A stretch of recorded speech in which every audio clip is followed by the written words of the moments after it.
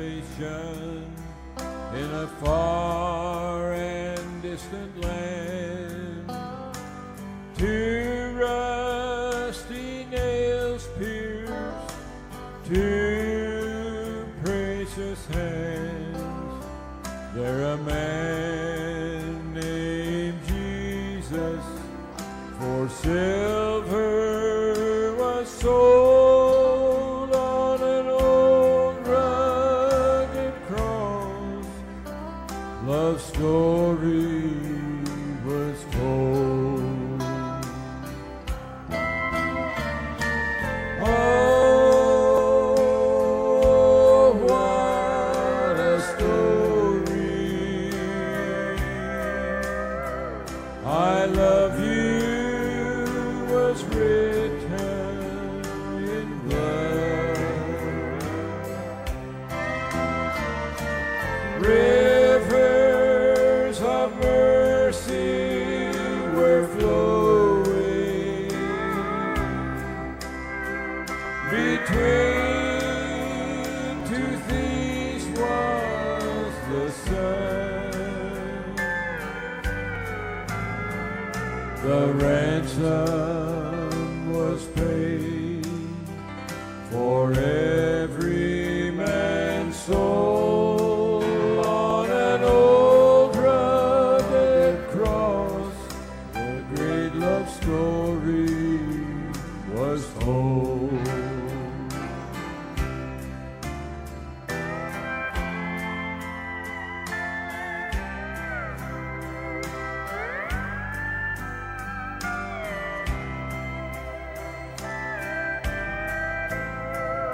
He cried, "It is finished," and the world heard the sound, marking the beginning as his blood touched the ground.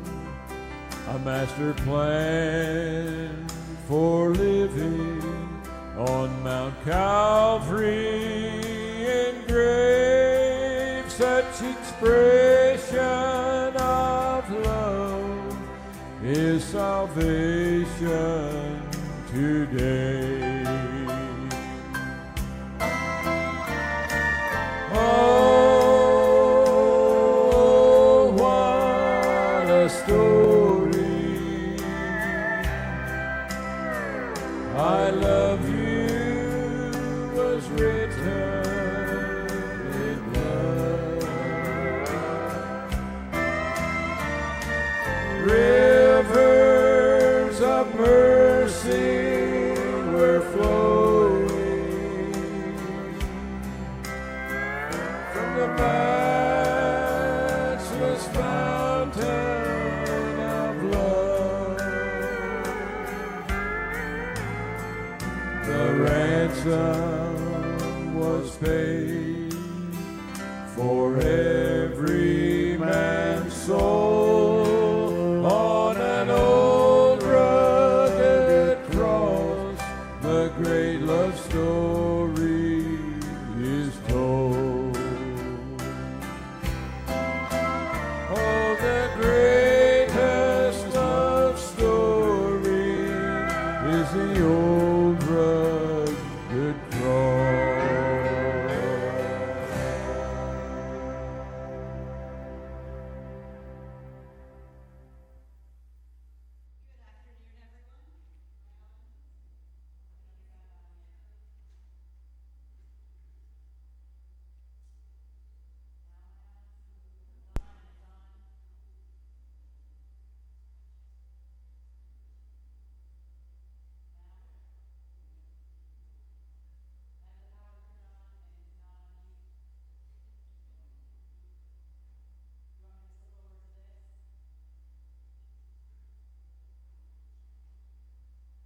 Afternoon, everyone. Yowza, that's on. It's so nice to have you all here this afternoon, sharing with us in this event. I can't move so far when I'm here.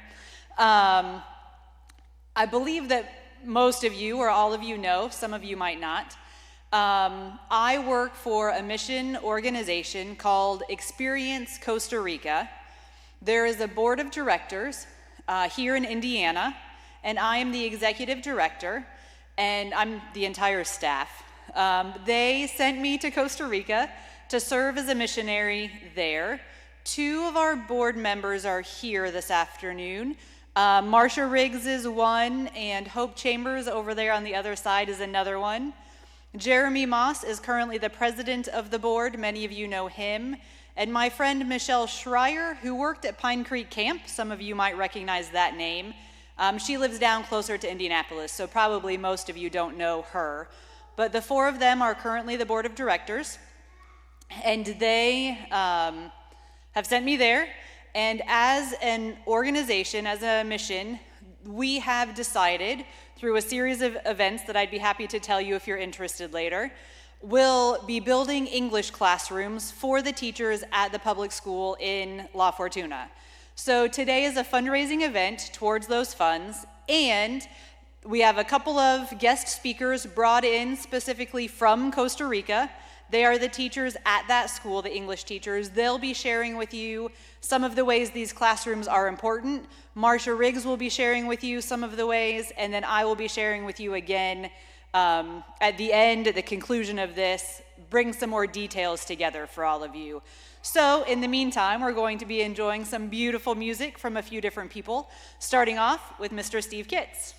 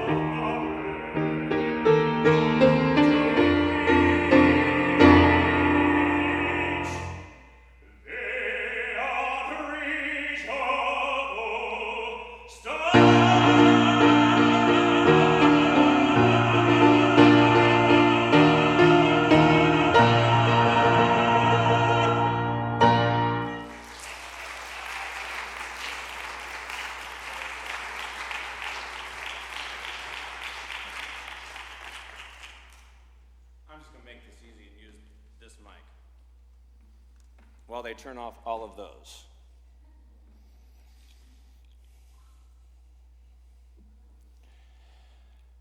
This is a painting called Sunday Afternoon on the Island of Le Grand Jatte.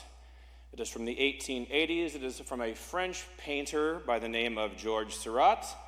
If you would ever like to see the real thing, much to your surprise, it's actually located at the Art Institute of Chicago. The interesting thing to tell you about this painting, the first interesting thing to tell you about this painting is, if you look at the painting, you believe that you're seeing green. You are not seeing green. The artistic concept of Georges Seurat and his pointillism movement of the French Impressionist era was that he would get prettier colors if you put dots of blue and yellow next to one another, and your eye made the green. Now, this is a screen of a picture from the internet, etc. It's not the same thing, but if you ever get the chance to see the real thing, you will find that this is a fairly vibrant piece of art. The reason being, it was specifically designed so that every single color that you think you're seeing is being made by you. This painting and its artist, Georges Seurat, were the inspiration for a Broadway musical by Stephen Sondheim named Sunday in the Park with George, which won the Pulitzer Prize for drama. And it is based on, but not truthful, fictional, but inspired by the painter and the notion of the artistic process, which is that George is a workaholic. George is obsessed with his art. George's art comes first.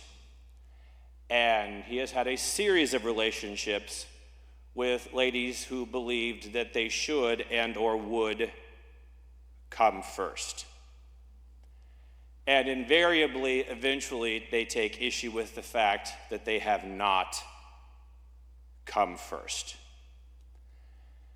And in particular, the latest girlfriend has dressed herself up for a night on the town and expected that they're going to be going out on the town, only to be told by George, who has long since forgotten his promise to take her out, that he cannot take her out because he has to finish the hat.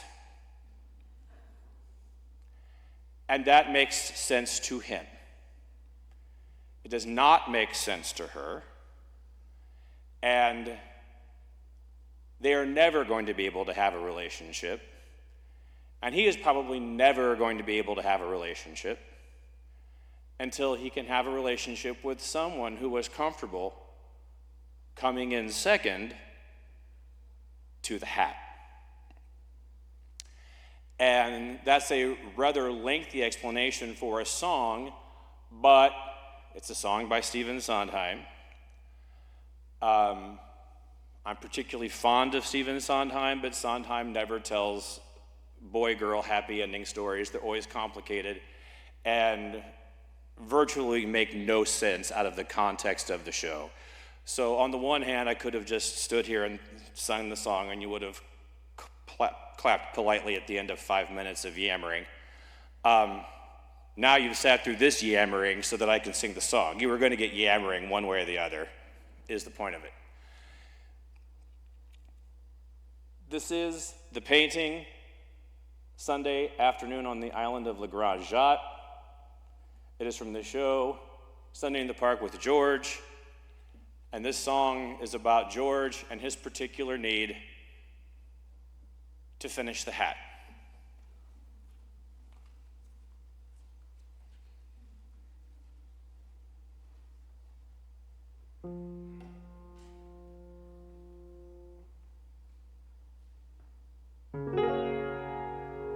Yes, she looks for me. Good. Let her look for me to tell me why she left me. As I always do, she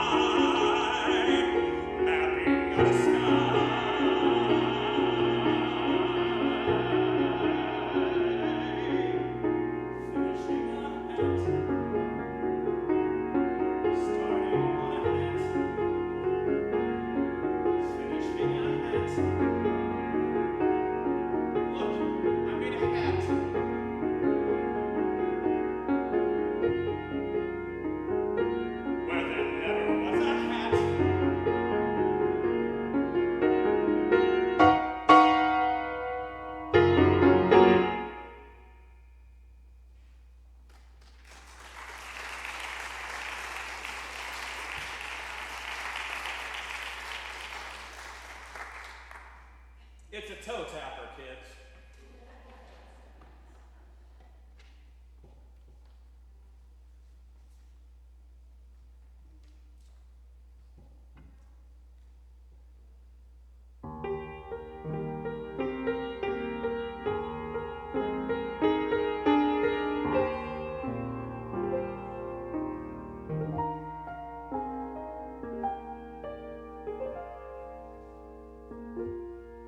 When all the world is a hopeless jumble and the raindrops tumble all around,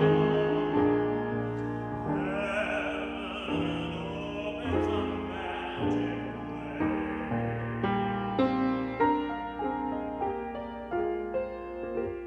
When all the clouds darken up the skyway, there's a rainbow highway to be found.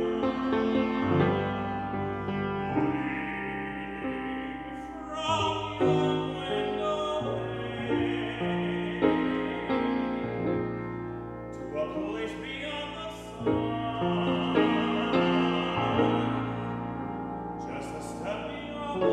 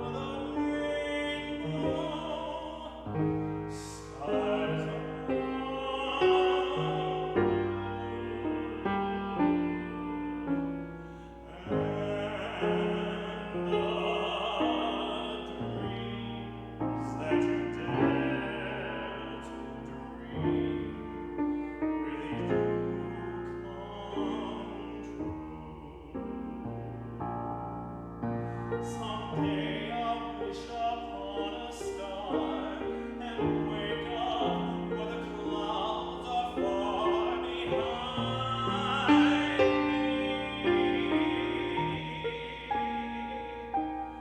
where troubles melt like lemon drops away above the chimney tops. That's where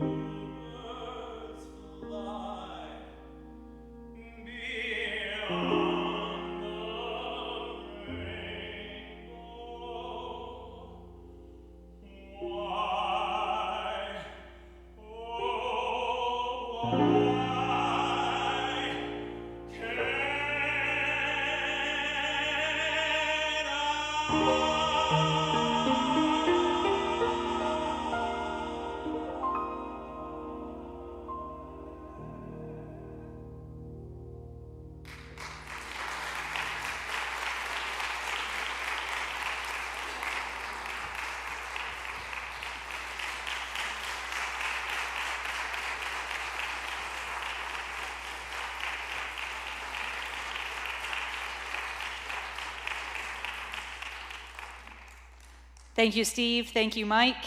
I don't know Mike's last name, but Mike was accompanying him. Now, Miss Anya is going to come up and share a little bit about why English is so important to the students at the school in LaFortuna. Well, and all of Costa Rica and many other countries as well.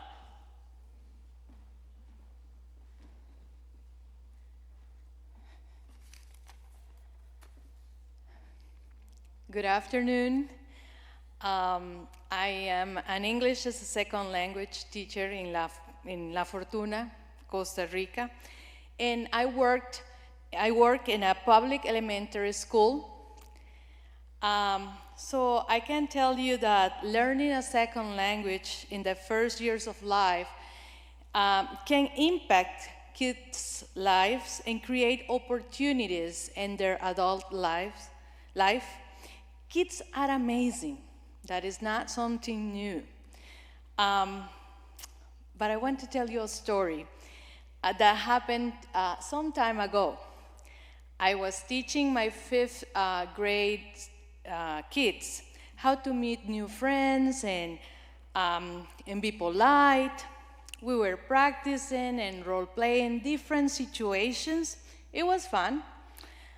Then maybe a couple of days later, after those classes, a student came to me and said, "Teacher Anya, yesterday I was riding my bike and I wanted to know if what you're teaching us works." So I went to the parking lot of this restaurant and there were a small group of tourists leaving the place. So I went up and greeted them and introduced myself. They answered and I was able to understand. It was good. But then they were telling me things that I didn't understand. So I rode my bike as fast as I could to leave the place. But you know what? Those things that you're teaching us really work. So can you imagine my face? I was like, oh, a mix of feelings running through my head. I wanted to say a million things. I took some time and I took time to talk to him and to the whole class. Kids are amazing. They need this sense of accomplishment when they learn something in the classroom. And being able to use it is really one of the most important issues here. But they need to do it in a safe environment. Being able to communicate in a second language empowers students and impact their lives. Living in a touristic area, speaking English is a necessity. English is a common language used by a variety of countries. It will allow young entrepreneurs to succeed in their local small businesses. For example, the guy who sells homemade products, being able to communicate with tourists and sell his products. English also provides more job opportunities for people in our community, like tour guides, people who work in restaurants and hotels, supermarkets, souvenirs shops, car rentals, and all the services in general. Speaking a second language helps to decrease disparity. English is the language of science too, and most of the research and technological advances are published in English. So if kids want to be doctors or vets or computer programmers, engineers, or any occupation related to science, English opens more doors to better jobs on those fields too. English is one of the many skills we want our Costa Rican students to learn in order to live and be successful in the world they need to face. So thank you very much for being here today and being part of this project.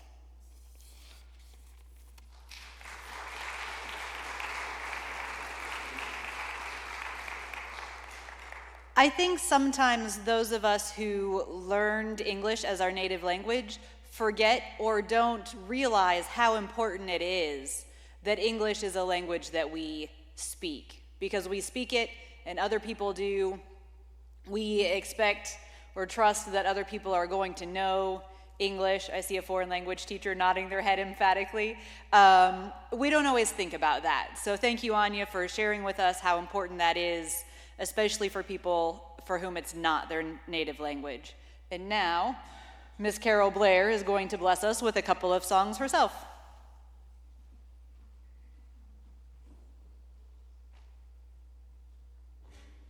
Hello. Well, I grew up in Huntington County, and I was transplanted here in 1988 to teach at Lewis Cass High Schools, which was then known as Southeastern High School, or School Corporation. And I was invited to be a member of this church in 1997, or attend this church in 97 by a former student. So all the education aspect of school and all of those have really tied together. This first song I'm going to sing happens to be, it was a favorite of my mother's oldest sister, and that's how I learned about it. Her name was Eloise, my Aunt Eloise. Well, it also has become a favorite of one of our parishioners, who was a very sweet lady, and she frequently asks me to sing it. I haven't sung in a while, so I thought I'd add this to the list today. His Eye is on the Sparrow. It was brought into a movie that featured Whoopi Goldberg hiding as a nun because she had witnessed a crime being committed, and so she was posturing as a nun in a Catholic school, and she came across a young lady who was struggling in life, wanted to be a musician, has a great, great melody to it.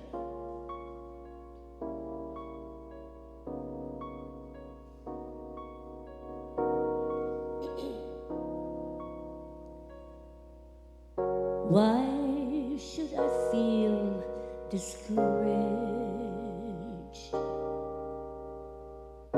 Why should the shadows come?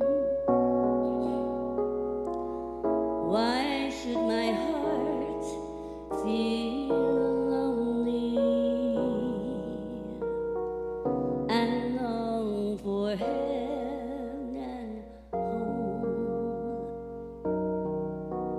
when Jesus is my portion, my constant friend is He. His eye is on the sparrow, and I know He watches me. His eye is on the sparrow, and I know He watches me.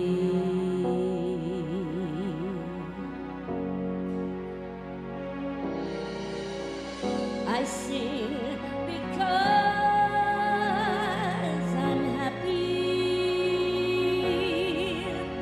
I sing because I'm free.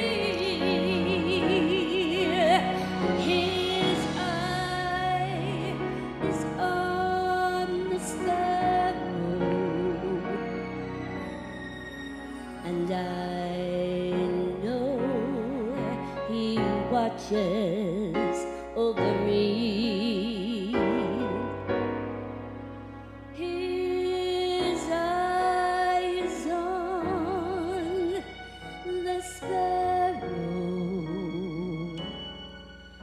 and I know He watches.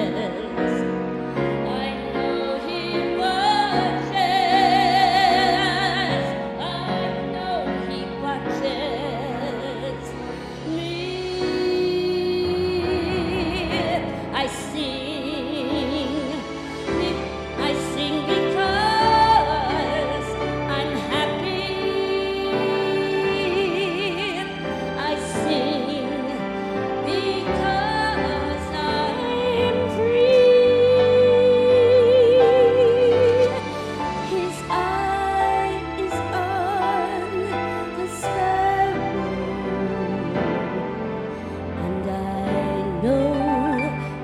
watches me.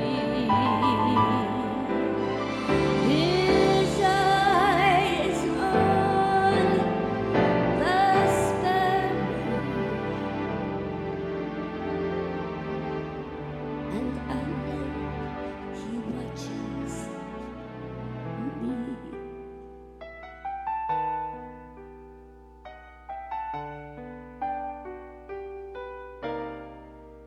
His eye,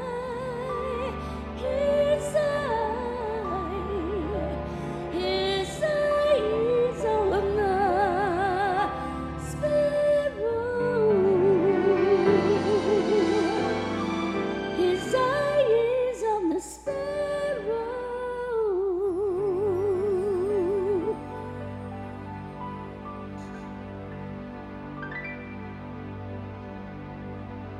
If you know me, you know I wear my emotions on my shirt sleeve.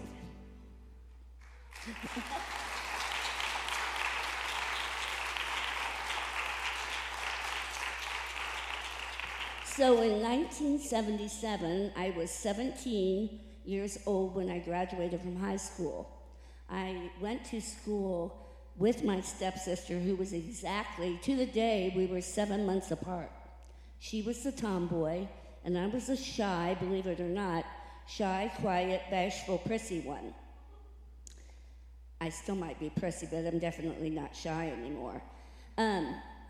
At any rate, I graduated from high school, and that year the guidance counselor says there's going to be the pageant this year. I really think you ought to get involved in it.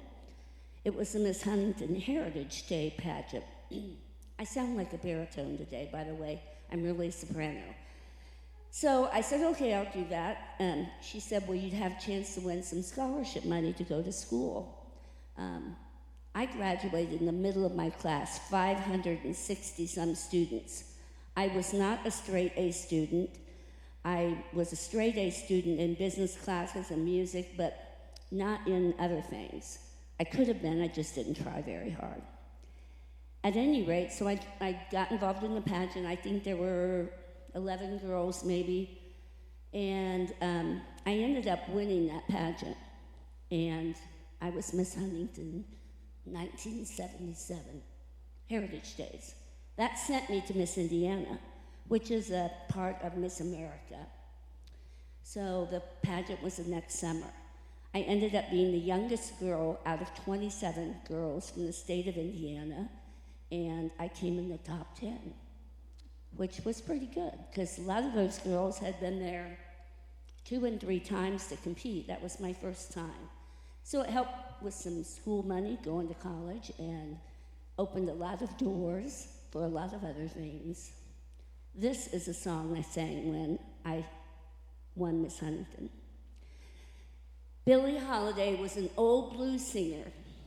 I had never, ever heard of her, but we had the Reader's Digest songbooks, and my mom played for me in church a lot.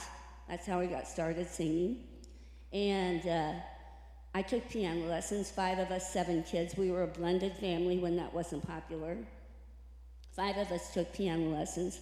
My sisters were much better on the piano than I am, because I didn't practice like I should. I still don't practice like I should. At any rate, I found this song in that book. Had never heard of it, didn't know a thing about it, but I read at the top of the page that Blood, Sweat, and Tears, an old band, had recorded the same song. I thought, well, that's cool. So I sat down and started learning how to play it on the piano and singing along, and just kind of made up my own thing. Lo and behold, I, at one point in time, listened to her sing this, and I thought, gosh, I'm doing it kind of like she did, the style anyway. One of my old teacher friends who was from Huntington played for me, and he has been very involved in the Miss America and Miss Indiana pageant. And this is the song, God Bless a Child.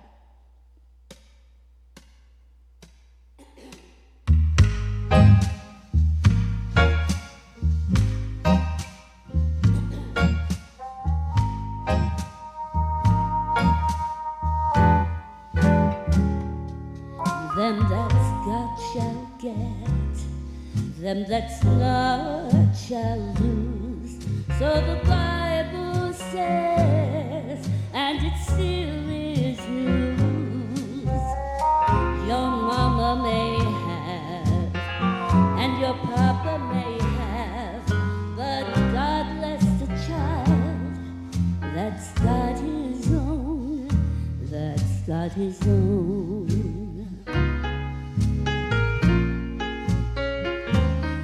Yes, the strong gets more, while the weak ones fade. Empty pockets don't ever make the grade.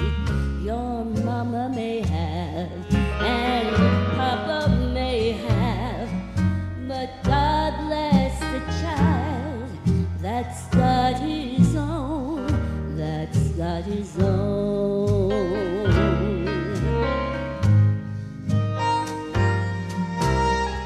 With money you have lots of friends crowding around your door. But when it's long and spending ends, they don't come no more. Rich relations give crust of bread and such, saying help yourself, but don't you take too much. Your mama may have, and your papa may have, but God bless the child that's got his own, that's got his own.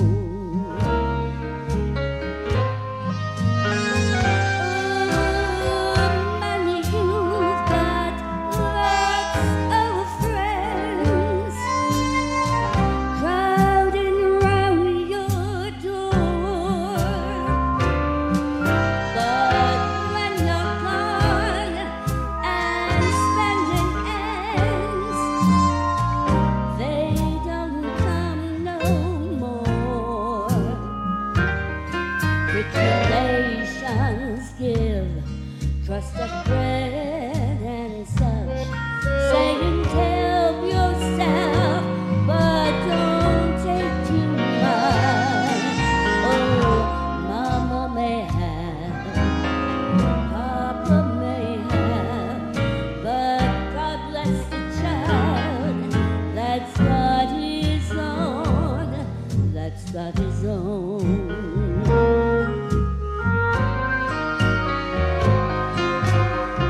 He just don't worry about nothing at all, 'cause he's got his own.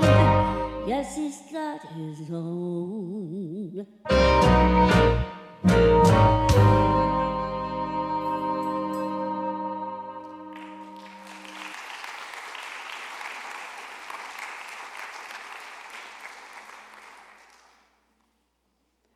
Thank you. Now, Miss Katya, Teacher Katya, is going to come up and share with us why these classrooms will be a blessing to the children of the school. And I think we're going to have a picture. Yep.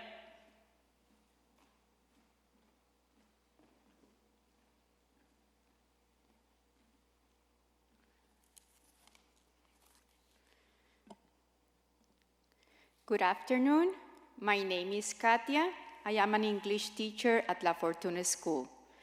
I've been working there since 1999.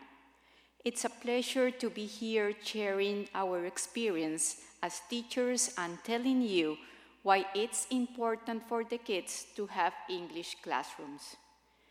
Nowadays, we have to go to each classroom to teach English and carry everything we need to teach our students, like computers, markers, printed material, etc. We spend time organizing everything when we come into each class according to the students' needs. If we have English classroom, we could have everything organized in the classrooms like a TV screen, computer, tables, and chairs. And we will spend less time plugging in the laptops and organizing the tables and chairs, valuable minutes that the students could be using to learn. The students will have pictures of the topics they are learning on the walls, making it easy for them to remember and review the different topics. The students will have all the materials on hand when needed to work, like pencils, sharpeners, erasers, colored pencils, etc.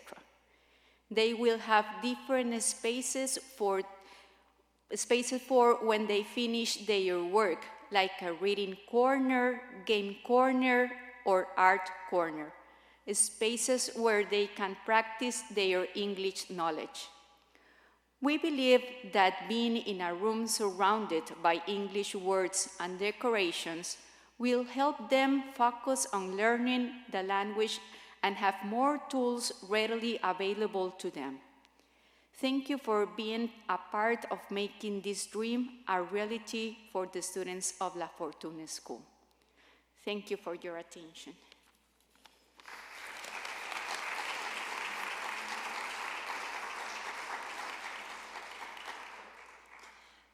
Now I'll confess to you that both of them were a little bit nervous about sharing in their second language because it is much more difficult. And I'm very glad to be doing this in this country where I get to use my native language. Much easier than doing it in Spanish. Now we're going to have the soon-to-be famous Alana Smith.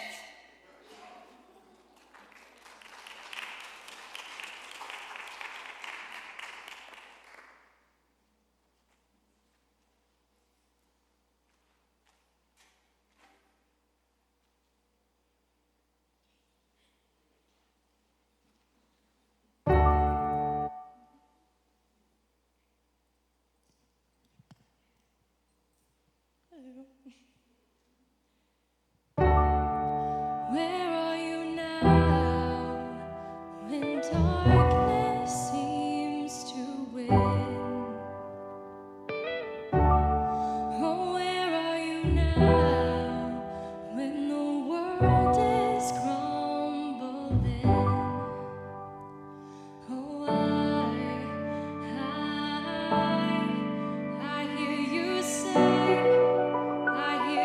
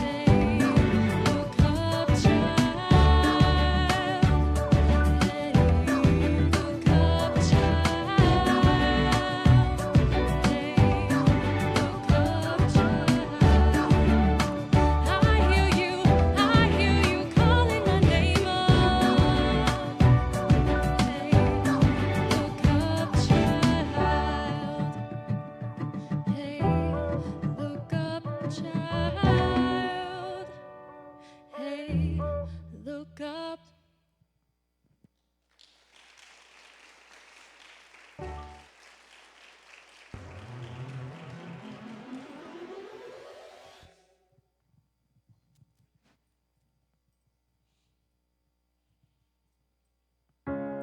You're broken down and tired of living life on a merry-go-round, and you can find the fighter, but I see it in you, so we gon' walk it out and move mountains. We gon' walk it out and move mountains. And I'll rise up, I'll rise like the day, and I'll rise up, I'll rise unafraid, I'll rise up, and I'll do it 1,000 times again. And I'll rise up, high like the waves, I'll rise up, in spite of the ache, I'll rise up, and I'll do it 1,000 times again. For you, for you, for you.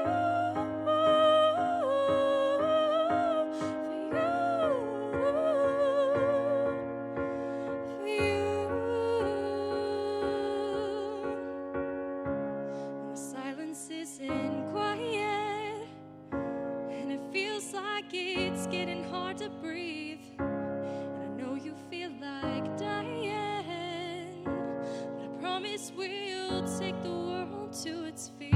Move mountains, bring it to its feet. Move mountains. And I'll rise up, I'll rise like the day, and I'll rise up, I'll rise unafraid, I'll rise up, and I'll do it 1,000 times again. For you, for you,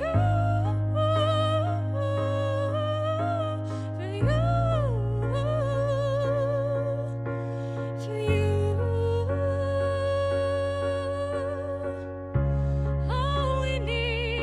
All we need is hope, and for that we have each other, and for that we have each other. Oh, and we will rise, we will rise, we will rise up.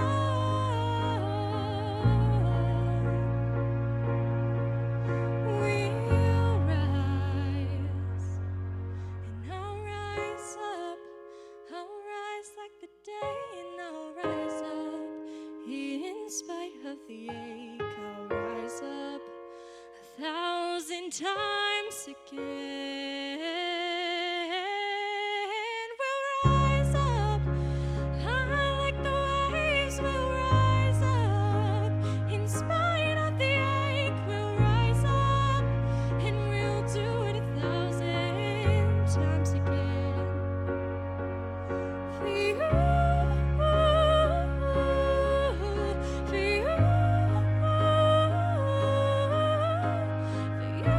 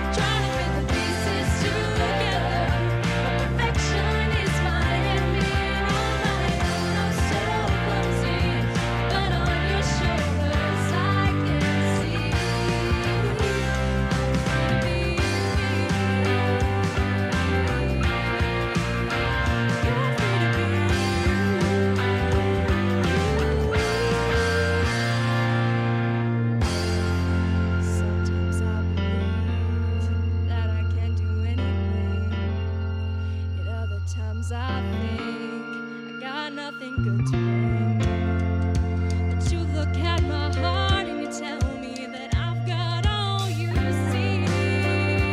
Oh, and it's easy to believe, even though I've got a couple dents in my fender, got a couple rips in my jeans, trying to fit the pieces together. Perfection is my enemy, and on my own I'm so clumsy.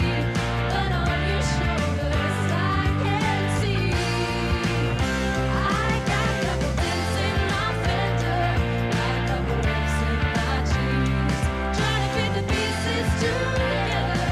Perfection is my enemy, and on my own I'm so clumsy. But on your shoulders I can see free to be me, and you're free to be you.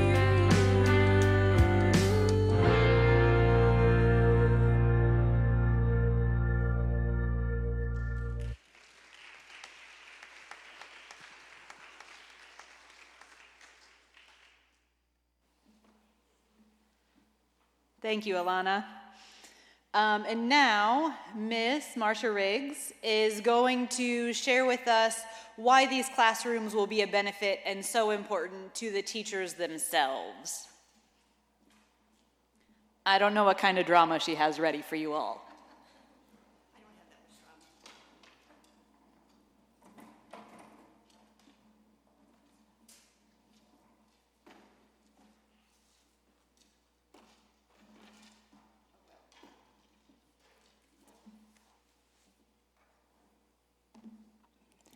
These are my props. Now, as you can tell by my age, I went to school, elementary school, in the early 60s.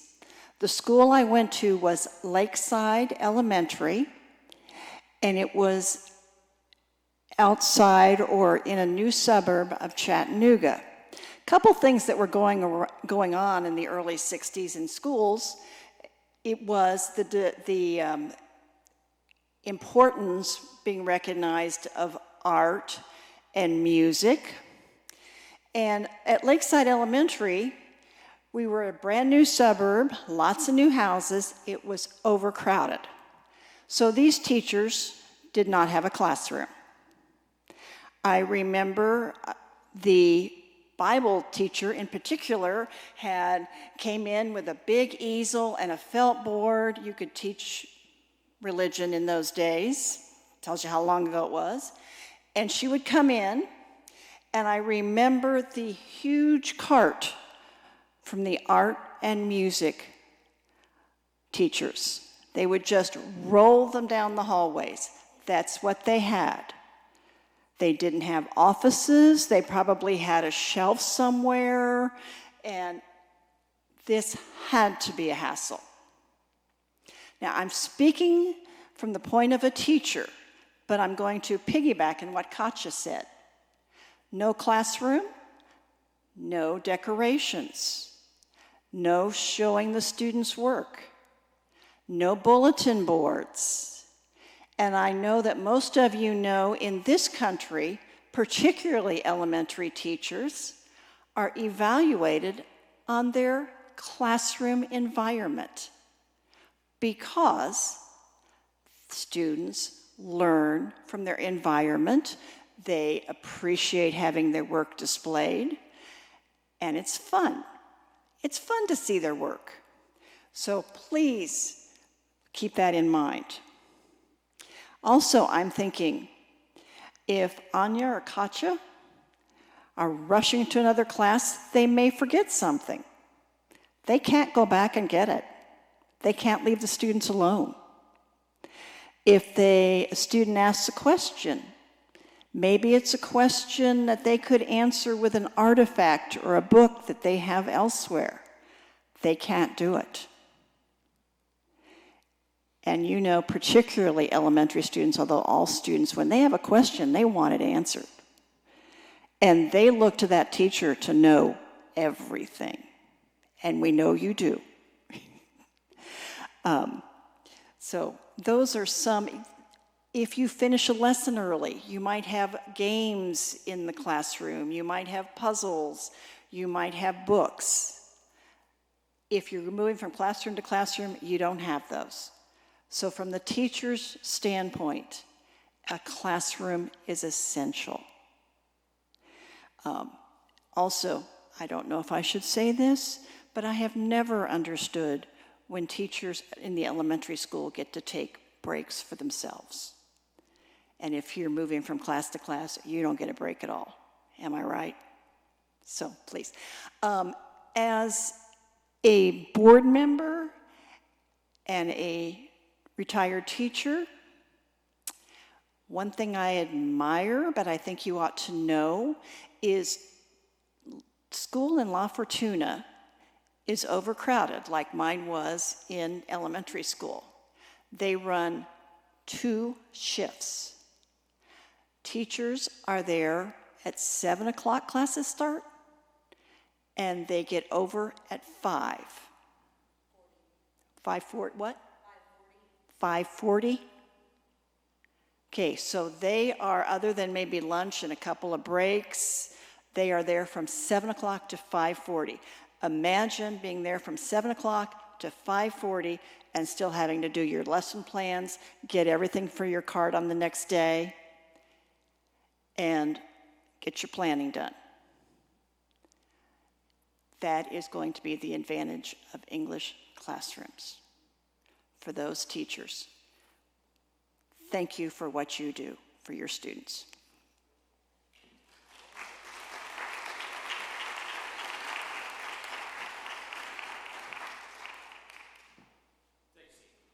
I don't know what's happening, but I'm going to sit down.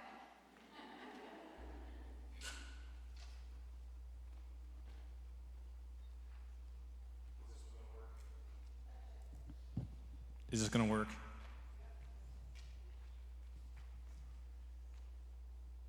Jenny's being very sweet about all this. Isn't she sweet? Give her a round of applause.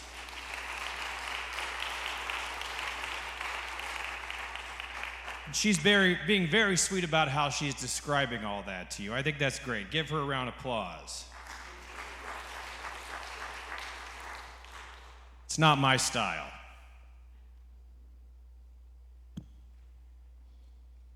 Every day at work in Cass County, I deal with 7 languages. Every single day. Every single day. And every single day, I deal with somebody who says, well, his English isn't very good. It's better than your Spanish.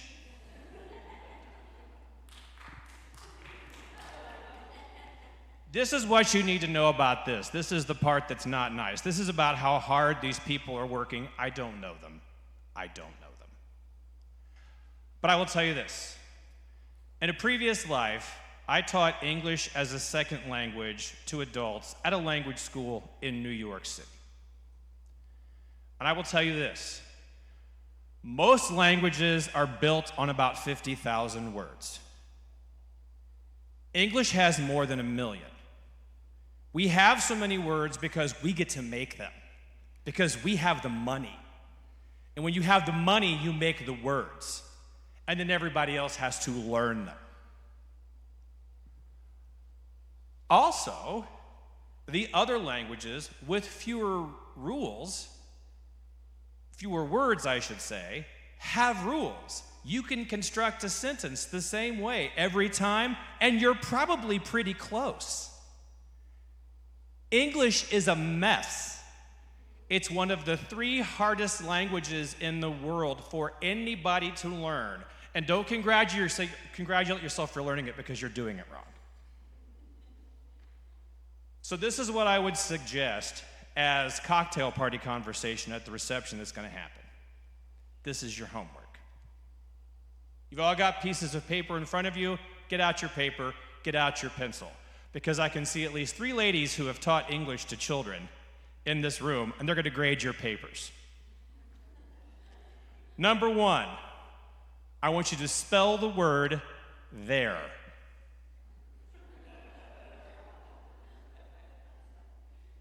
Number 2, I want you to ask them if they ever had to teach English from a book called Hooked on Phonics. And I want you to write this down. I want you to write down these 5 letters. G, H, O, T, I. And they are waiting to explain to you how that spells fish. Ladies and gentlemen, teachers, give them all a round of applause.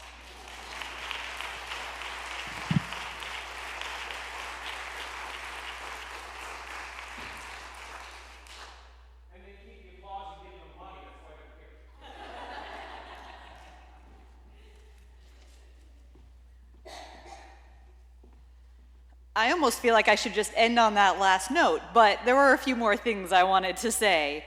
So I explained to you the mission that I work for. We have a sister organization in Costa Rica that's another mission there called Experiencia de Fe. And that has a board of directors of 10 members who are Costa Ricans, and that is based in Costa Rica. So the idea in general is that Experience will look for teams and money for the projects that we want to do down there. And Experiencia de Fe, is looking for the projects and the extra people we need. Cooks, translators, drivers, those sorts of people that we need in order to make a mission trip happen. So this particular project is building the classrooms. I hope by now you all knew that's what was happening. But those 2 associations and the actual school, Escuela de LaFortuna, are working together. This is a project being done in partnership. We, the people here from the United States, are not going down saying, we know what you need, we know how to do things better, we're going to do this for you. This is Costa Ricans saying to us, this is a need that we have, and us saying, let us help you. So in partnership together, Experience and Experiencia de Fe con la Escuela de la Fortuna are working together on this project. We, Experience, are responsible for raising half the cost for these projects, which we believe to be about $25,000. The other 2 groups from Costa Rica are working to raise the other half, the other $25,000. It would be like 15 million colones or some insane crazy number like that because of the way colones work. But about $25,000 working together in partnership. As of right now, we Experience have 5 teams committed to coming down next year to be hands and physical labor for this project. No, 5 weeks is not enough time to build 3 classrooms, but we will be working again together with ticos, which is what people from Costa Rica call themselves. These 3 ladies up here are ticas, for the physical building. So 5 mission teams from the United States. I love that 1 is from Michigan, 1 is from Texas, 1 is from North Carolina, and 2 are from Indiana, and possibly another one from Virginia. We'll be coming down to spend a week sweating and playing and building at the school. There will be a Costa Rican who is in charge of overseeing the entire project, a general manager working with the teams leading us, because the way they build there is correct for them and their climate and their resources and what they have, and we want to do it all according to what they need and doing it correctly for there. And that is, pieces of that is different than what we would do here. So someone there will be in charge, and in between our teams, our first team will go down in February, and our last team will go down the first week of September. So between our teams, they will bring in a local crew to do the pieces that we don't want people welding on roofs, because we don't weld very much and we don't put metal on trusses the way that they do. So we'll hire them who are experienced in that. I'm hoping that the board members, Anya and Katya, are both board members for that mission. I'm hoping that each of them will bring a group from their local church and come and do like a work day Saturday and do some cleanup and be involved in the project that way as well. So I'm really looking forward to the way that these associations and organizations and missions will all really be working together to make that happen and possible.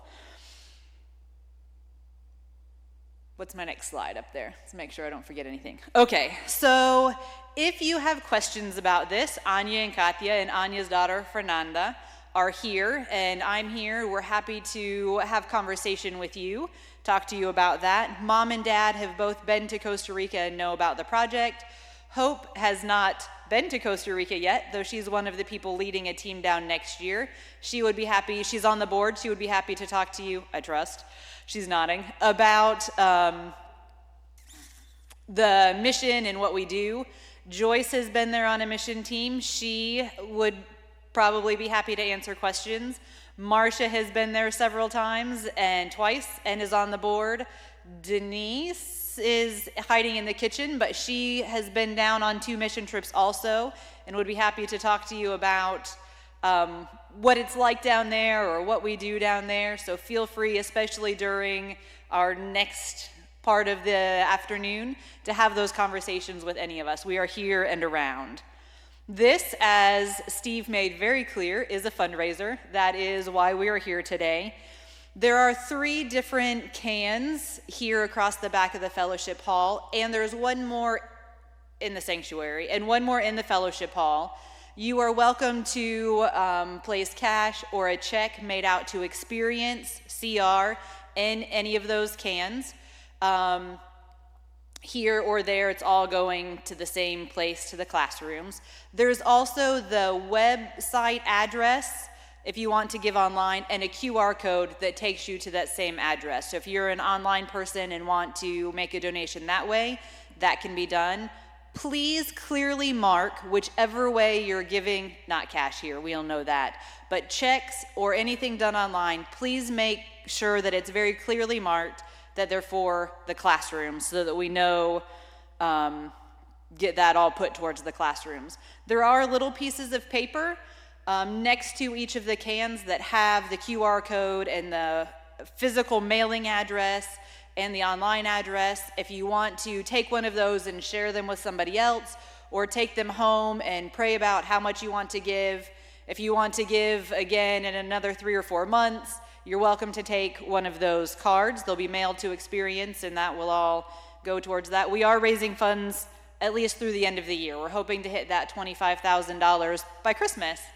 So that's kind of what we're looking at. We are selling shirts if you're wearing, I almost said if you're wearing a shirt. Don't worry if you're online, everybody here is wearing a shirt. If you're wearing an Experience shirt, will you please stand up? So these shirts, you can see we've got hoodies, long sleeve tees, t-shirts, gray and green. I've got my gray one on. We are selling these, thank you all, you can sit down. So back at the table outside, there are shirts for sale. T-shirts are $20, long sleeve tees are $25, hoodies are $30. If somebody's not from town and needs it mailed to them, it's an extra $5 for postage.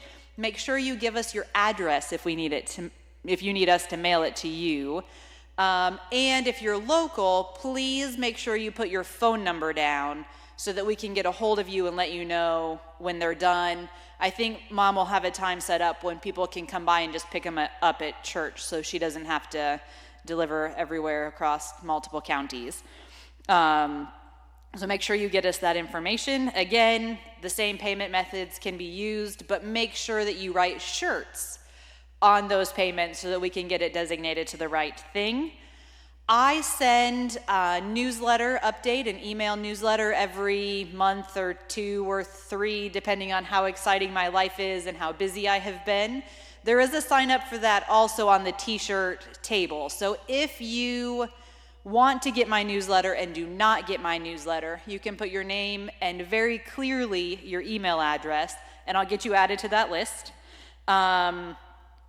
And for the best, well, the most delicious part of the afternoon anyway, there is a dessert bar. Many people have brought many different delicious desserts back in the fellowship hall. So I'm hoping you all will stay and have some conversation with us and share in this time together. Before we go, I'm going to pray and then we're dismissed. God, I thank you for your perfection. I thank you for the way that over the last so many years you've been preparing all of the details for this project. That you brought me to Costa Rica to live and volunteer in this school 9.5 years ago, God. And the way that over these last years you've introduced me to people and built relationships in my life with others, with Anya and Katia and Fernanda and so many other people in LaFortuna, God. Building that base of people ready to partner with us in this project, God. I thank you for all of the ways that you've prepared me here and prepared the people here to support this project, God, sending them on mission trips, making mission dear to their hearts. I just thank you for each of the ways that for so many years you've been working towards this project. I thank you for showing us that these classrooms are what you want us to do. I believe that completely, and through that I have complete confidence that you are blessing this project already, God, that you're preparing the teams and the individuals to come, that you're placing on the hearts of donors to financially partner with us through this project, and that you're inviting people into intensive, deliberate prayer about these projects and safety and the blessing, and that it would touch the lives of so many people, so many families in LaFortuna, the teachers, the kids, the parents, just so many ways, God. I think that this will be a benefit and a blessing to people in LaFortuna and other places as well, God. I just pray that you would bless the rest of our evening, that you would bless our conversations, that you would watch over us as we travel home and throughout the rest of the day. It's in your Son's name we pray. Amen.